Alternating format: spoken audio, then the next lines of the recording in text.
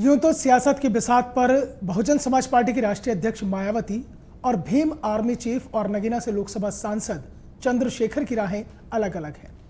अब मसला समाज का है, जिक्र समाज का है, तो फिर मायावती और चंद्रशेखर भी अब साथ साथ आ गए हैं। दरअसल यही वो मुद्दा है जिन्होंने दो धुर विरोधी राजनेताओं को एक मंच पर लाकर खड़ा कर दिया है। दरअसल पिछले कुछ दिनों में जब सुप्रीम कोर्ट ने SC/ST आरक्षण को लेकर कई बड़ी बातें कही, सुप्रीम कोर्ट ने कहा कि जो SC/ST का आरक्षण है उस आरक्षण में भी आरक्षण होना चाहिए, यानी कि कोटा विद इन कोटा होना चाहिए। और एक बात और कही सुप्रीम कोर्ट ने कि जो जातियां हैं, जो SC/ST में शामिल जातियां हैं, उसमें राज्य सरकार जो है उन्हें भी अधिकार होना चाहिए कि वो कौन सी जातियां हैं जो SC/ST में रहेंगी और कौन सी जातियां हैं जो SC/ST से बाहर रहेंगी।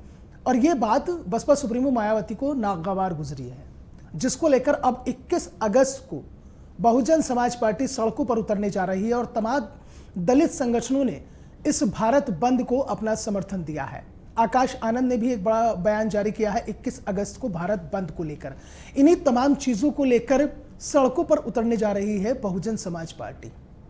तकरीबन 3 दशक के बाद यह पहला मौका होगा कि जब बहुजन समाज पार्टी सड़क से कोई आंदोलन छेड़ने वाली है।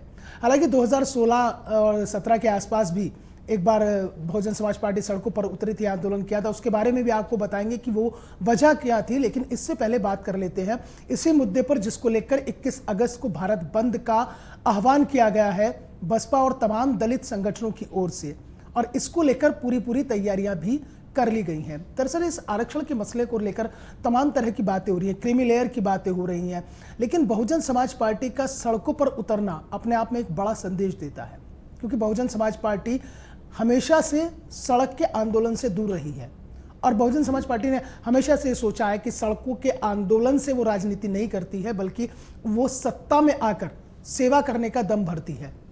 और इसलिए बहुजन समाज पार्टी हमेशा से सड़कों के आंदोलन से दूर रही है, लेकिन अब सड़कों पर उतरने जा रही है। 2016 में एक बार जब भारतीय जनता पार्टी के बहुत ही वरिष्ठ नेता थे दयाशंकर सिंह, उन्होंने बसपा सुप्रीमो मायावती के ऊपर एक अभद्र टिप्पणी की थी, जिसके बाद में एक बड़ा आंदोलन हुआ था और सड़कों पर उतर आए थे तमाम बसपाई। और खुद मायावती ने भी प्रदेश की राजधानी लखनऊ में धरना प्रदर्शन किया था और उसके बाद ये हुआ था कि दयाशंकर सिंह के खिलाफ FIR हुई थी, उन्हें जेल जाना पड़ा था और भारतीय जनता पार्टी ने भी उन्हें निष्कासित कर दिया था। उसके बाद में उनकी पत्नी ने चुनाव लड़ा, बाद में वो पार्टी में, खैर वो अलग विषय हो जाता है। लेकिन यहाँ पर यह है कि कुछ लोग तो ये चाहते हैं कि कोटा विद इन कोटा, यानी कि आरक्षण में भी आरक्षण होना चाहिए, क्योंकि जो दलित हैं उनमें जो अति दलित हैं उन अति दलितों को भी आरक्षण का लाभ मिलना चाहिए। कुछ लोग ये चाहते हैं, लेकिन बसपा सुप्रीमो मायावती को ये बात नागवार गुजरी है और वो पहले भी इस बात को लेकर अपनी प्रतिक्रिया दे चुकी हैं।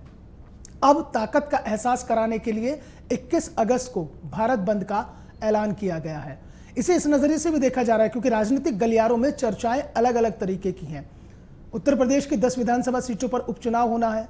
उधर राहुल गांधी रायबरेली में दलित परिवारों से मुलाकात करने वाले हैं, क्योंकि रायबरेली में एक दलित युवक की गोली मारकर हत्या कर दी गई। राहुल गांधी रायबरेली पहुंचेंगे, वो वहां पर दलित परिवारों से मिलेंगे और जो मृतक हैं दलित युवक उसके परिवार से मिलेंगे। तो कुल मिलाकर एक दलित वोट बैंक को साधने की भी राजनीति तमाम राजनीतिक दलों की ओर से हो रही है, क्योंकि लोकसभा चुनाव 2024 के जो नतीजे आए उसमें बहुजन समाज पार्टी को काफी नुकसान उठाना पड़ा और बहुजन समाज पार्टी को साफ तौर पर दिख गया कि जो दलित वोट बैंक है वो कहीं ना कहीं उनसे छिटकता जा रहा है।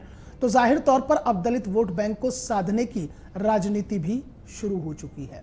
धुर विरोधी, जैसा मैंने जिक्र किया था कि चंद्रशेखर और मायावती एक मंच पर हैं, क्योंकि मामला समाज का है, जबकि समाजवादी पार्टी और कांग्रेस की ओर से अभी तक 21 अगस्त के इस भारत बंद को लेकर कोई भी प्रतिक्रिया नहीं आई है।